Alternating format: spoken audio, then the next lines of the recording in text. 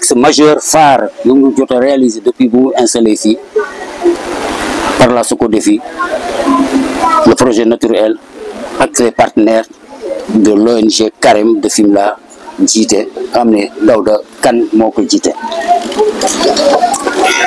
Premièrement bi ñu démarré def nañu benn ouverture de 5 classes alphabétisation dans la commune de Fimela. 5 classes yoo xam ne dañu leen équipé avec un équipement complet. Si 5 classes yooyu ubbi nañu 2 classes à Djilor, ubbi nañu 2 classes à Fimela, ubbi nañu benn classe à Simal. 2 classes yooyu aussi ñu ngi liggéey ak ñaari GIE à Djilor, muy le GIE Nanor avec le GIE Salane, avec le GIE Lingir avec le GIE de Simal. di liggéey aussi investissement bu rëy avec l'APAC de Djilor ñu jox leen benn bateau avec un moteur de 40 chevaux bu bees tàq, jox l'APAC de Djilor ay gilet de sauvetage, jox l'APAC de Djilor des chaussures ay bottes, jox l'APAC de Djilor ay jumelles yoo xam ne moom la ñu xoolee, jox l'APAC de Djilor GPS, def des sessions de formation pour les GIE des femmes yu bari. En même temps jox aussi des motos pour les animateurs du projet naturel et tant d'autres matériels yoo xam ne mënuñ ko citer parce que temps bi dafa xat ci biir loolu foofu laa koy tënkee nag, mais am na yeneen yoo xam ne jox nañ ko. tey ñu war a jotaat matériel bu bees boo xam ne macha allah ku gis lii xam ne c'est des millions et des millions que le projet naturel sous couvert de SOCODEFI, projet Acclimat bi nga xam ne monsieur Ablaye Niang doomu Ndar bu ma xam dëkkam bu baax ndax j'ai fait Saint-Louis, moom moo jiite le projet là Acclimat def fi loo xam ne aussi macha allah te ñoom seetlu naa leen ci seen biir muy projet bu mu munti nekk logé dans la Carême bu amee organisation yeneen projet yëpp dañuy nga féete ginnaaw jàppale ko pour loolu réussir. Donc avec la Carême aussi le projet Acclimat Daouda Kane fexe na mais aussi ambassadrice bu nekk Autriche ñëw na fii ci biir Fimela seet si li nga xam ne moom la Daouda Kane signé woon la Carême signé woon ak ñoom ba mu yokkati seen xaalis di ko jox mu ñëw ñool boppam xoolal boppam gisal boppam déglu population bi ndax gis nañ seen bopp ndax li Daouda wax ak waru chargé de programme bi ñu ngi koy def. La même chose pour la DERAC mi nga xam ne DERAC mu ngi nekkoon Adaf Yungar pendant des années et des années bi mission am jeexee dafa naroon dem li tax mu dellu si mooy Daouda Sow mi ak Daouda Kane mi ñoo xeex ba mu ñëw installé fi ak seeni équipe. loolu aussi dama ko dund dama ko vivre gudd na nag mais wax bu jotee dañ koy wax. C'est le moment de les remercier, c'est le moment de les encourager avec leur équipe la Carême. Donc li ma ci mën a yor Daouda, vive la Carême, vive la SOCODEFI, vive la commune de Fimela. je vous remercie. géej gi suba ngeen dem def leneen ndax lu ñuy bañ ñu ne tëj leen géej gi toog leen croiser les bras te il faut ngeen dund te su boobaa dal leen ni lor te projet bi dafa jóg pour jàppale leen moo tax ñu ne ñu diversifier offre yi yaakaar naa ba ñuy commencé ni ñoom lañ àndal ñu identifier ay GIE identifier ay projet élaborer ay plan d'affaires bind plan d'affaires yooyu noonu laaj leen lan ngeen soxla ñu wax ñu financer leen ko sans réserve parce que lépp lañ jàpp te financement bi yemul ci lii rek ñu ngi lijjantiwaat leneen loo xam ne tey en plus du matériel ñëpp xam ne ni entreprise day soxla fonds de roulement kon fonds de roulement boobu dinañ ci sélectionner GIE yi gën a xarañaat surtout jigéen ñi jàppale leen ci fonds de roulement boobu pour gën a booster seen croissance ndax booy démarrer loolu dina la soutenir pour nga mën a développer mais aussi yemuñu si GIE yi wax naa ko APAC bi comité de gestion bi yéenay doxal APAC bi yéen a yor surveillance bi parce que bu ñu deful surveillance appropriée yaakaar naa gestion bi dina des dina doon benn utilisation boo xam ne peut-être gabegique ku jóg dugg ku jóg def su boobaa nit ñi ñoo ciy lor moo tax ñu ne nan doolal comité de gestion bi pour ñu renforcer seen surveillance ñu jox leen matériel équipement bi war yëpp muy gaal muy tey tenue équipement yi fi yëppoon tey ji dinañ mën a def seen liggéey de manière convenable mais ci biir loolu yëpp dañ leen di ñaan aussi di leen soññiwaat xam nañ ne yéen a ngi ci ndax sëñ Fallou da doon wax ki neex a jàppale mooy ku nekk ci yoon bi yóbbu ma na nga nekk ci yoon bi te yéen a ngi ndax ñun da leen see fekk ñëw ñu fekk ngeen toog ndax ba ñu defee diagnostic da ngeen bokk ci GIE yi gën a xarañ moo tax ñu choisir pour jàppal la moo tax matériel bi aussi da leen di ñaan si yéen a ko moom du carême mën na leen ko jox carême mais dañ ko jël jox leen ko yéen mu nekk seen patrimoine ngeen def ko seen yëfu bopp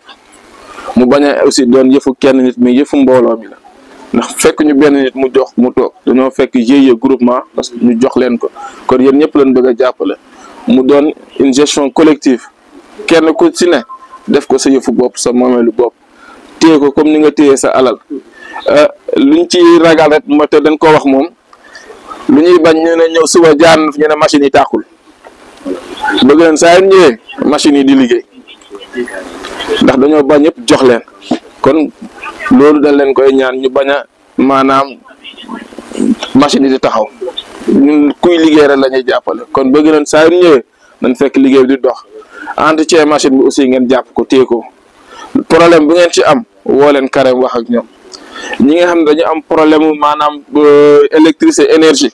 ñu xam ne machine yi fan ko installé peut-être capacité électrique bu fa nekk doyul signaler leen ko na leen utal ay panneaux solaires monter leen ko comme ça ngeen mën liggéey H24 chaque jour ngeen di liggéey seen production du yokk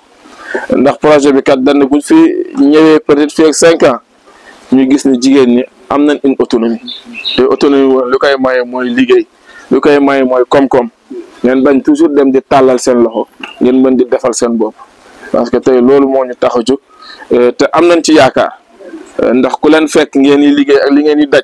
ñëw indi leen lii yax na da leen yombal seen liggéey mais tey da leen gën a pousse ngeen gën a maanaam jëm ci kanam ci li ngeen nekk kon loolu moom suñu xel dal na ci bu baax a baax te xam naa ne aussi carême du leen seetaan ndax incha allah dinañ teg ay plan d'action de suivi suivi performance unité yëpp di xool seen croissance seen production seen chiffre d'affaires suñu toll yëpp dina am ay formation di leen jox ay équipement aussi pour la commercialisation nga xam ne lu ngeen produire di ngeen ko mën a jaay taxaw leen aussi utal leen ay débouchés commerciaux ci mel ni tey yenn grande distribution yi ngeen mën di fa yóbbu seen produit parce que produire neex na lool te jàmbaar ngeen mais souvent gis nañ ni problème départ de yëngal teene xo a jël na mbete tana xoxum kon nag xeɗa ndoga dam tong tiik wa fe andoona yee ten um maad oxa xoolooxo mairie a luliidin ten maagu maire ko ndaa maire luliidun xeɗan kene mbi'a adjoint maire jaa ngeen jëf arrondissement fe fop fata ret fu jam fu salaam simal oxo meen fop saate fop oxo meen ndamito yen karam nam a pak fe saate fa leŋ soom garde arrondissement fop a mokatoxonga a mbi a pak fe to a pak fe reta bo mukna mu saax le reena a pak de jiloora oxo ten ino yo ndamtiid ten saɗakno xana roog a ci'anun jam xana roog a ci'anun jam. maa ngi tudd Cheikh Tidiane Seck nekk chef service d'hygiène bu Diofior gérer arrondissement bi yëpp bon li ñu tax tëjee fi tey muy matériel bi ñu war a joxe dafa am très importance n'est-ce pas peut-être temps du ñu may ñu développé mais da ngay tënk quoi n'est-ce pas ndaxte monsieur Diedhiou daf soog bi dafa am vol bu am importance muy plus de transformation jaay importé n'est-ce pas exporté du moins technique de transformation bu ñu ko waxee ba bu jaay extérieur ñooñu dañuy def ay saytu si produit bi ngay indil n'est-ce pas moo tax ne hygiène bi dafa importance peut-être yéen a ngi def hygiène bi mais pour fàttali leen hygiène bi dafa importance ndax hygiène pour une transformation dafa am hygiène individuelle maanaam nit ki def lii bi transformation bi ni mu war a doxee si boppam maanaam lavage des mains wala fa mu tolloo raxas loxo yi n'est-ce pas port de masque dafa important ndaxte yow booy liggéey si unité de transformation aussi alimentaire aussi da nga war a soxla si masque coiffe yëpp da nga war a respecter si maanaam hygiène bi stop mooy hygiène du milieu maanaam fi nga liggéeyee li nga mën toppatoowee ba tax na matériel bi entretien bi ki doon wax monsieur Sow foofu la war a ñëwee ndaxte sax ma demee liggéey aussi da nga ko nettoyer boo xam ne doo utiliser produit boo xam ne day yàq appareil yi n'est-ce pas produit boo xam ne di ko nettoyer mu set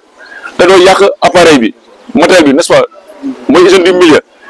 gestion des ordures moo tax poubelle yi am importance poubelle yi boole si matériel bi am importance ndax fi ngay liggéey am na benn déchet yoo xam ne da koy génne déchet yooyu aussi poubelle yi ngay gérer maanaam gestion des ordures importance bi si topp mooy hygiène de kii comment dirais-je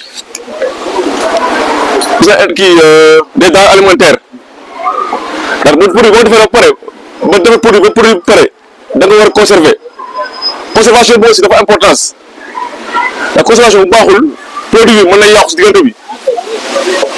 ba tax na conservation dafa am importance li daal bu ñu incha allah nañu accompagner leen contre projet bi comme léegi taw dafa xat incha allah comme mu ngi taw nii dégg nga. est une entité qui est le fruit d'un partenariat entre la Socodevi, AMC, et la CAREM. C'est un projet d'adaptation au changement climatique qui a démarré pratiquement en 2023, donc dont le but est vraiment de lutter contre le changement climatique et également d'appuyer les femmes étant les groupes les plus vulnérables, de les appuyer en matière de résilience pour les permettre en tout cas de pouvoir pratiquer des activités génératives de revenus, comment dirais-je, éligibles et qui pourront contribuer également à la restauration de l'environnement. Mais le projet, c'est un projet qui tourne autour de l'APAC colonique. L'APAC colonique, c'est l'aire de patrimoine autochtone communautaire de Djilor. Donc tout tourne autour de l'APAC colonique. Nous avons maintenant différents acteurs bénéficiaires qui sont les GIE, à savoir les groupes Malingir, Nanor, Salam Seda, mais également le comité APAC, le CLPA, etc., etc. Tous ces acteurs-là tournent autour de cet APAC et c'est eux qui sont les bénéficiaires du projet. Voilà, donc cette journée qui nous réunit aujourd'hui est une journée extrêmement importante. Je disais tantôt que le projet naturel est un projet d'adaptation au changement climatique. Et qui parle d'adaptation au changement climatique parle également de moyens d'action qui devront permettre aux différents acteurs de pouvoir mener à bien leurs activités. Alors, c'est dans ce cadre-là que nous avons imaginé justement d'appuyer les groupements de femmes, le GIE Lingir, le GIE Salam Sedar et le GIE Nanor, à disposer de matériel de transformation alimentaire, puisque c'est des organisations de femmes qui sont dans le domaine de la transformation, et ça fait partie justement de la résilience alimentaire. Alors, nous avons un noble matériel qui est là, que vous avez vu, vous-même constaté. Nous avons des boulangeries à gaz qui sont des boulangeries mobiles, avec lesquelles on peut fabriquer suffisamment de pain et d'autres produits. Nous avons également des moulins tribord, nous avons des machines roulantes, etc., etc., un lot de bassines et de bols qui leur permettent en tout cas de faire convenablement le travail. Mais du côté de l'APAC également, l'ensemble des entités qui tournent autour de l'APAC ont bénéficié aujourd'hui de matériel d'équipement devant leur permettre de mener à bien leur activité de surveillance de l'aire autochtone communautaire. Donc c'est cette journée qui nous a réunis aujourd'hui. C'était juste pour mettre à la disposition des bénéficiaires respectifs de tout ce matériel-là afin qu'ils puissent démarrer convenablement leur travail. Bon, globalement, c'est un coût extrêmement exorbitant parce que je peux vous dire que c'est un matériel qui avoisine à peu près une trentaine de millions. Parce qu'il y a d'autres matériels qui n'est pas encore venu, qui sera livré sous peu. Parce que en tout cas, le fournisseur que nous avions contracté, il nous a livré une partie du matériel. Il y a une autre partie qui reste, qui sera livrée incessamment. Mais je peux m'aviser vraiment à dire que le budget global de ce matériel peut toucher les 30 millions. Et ça concerne respectivement les GIE que je viens de citer et les différentes entités qui tournent autour de la PAC colonique.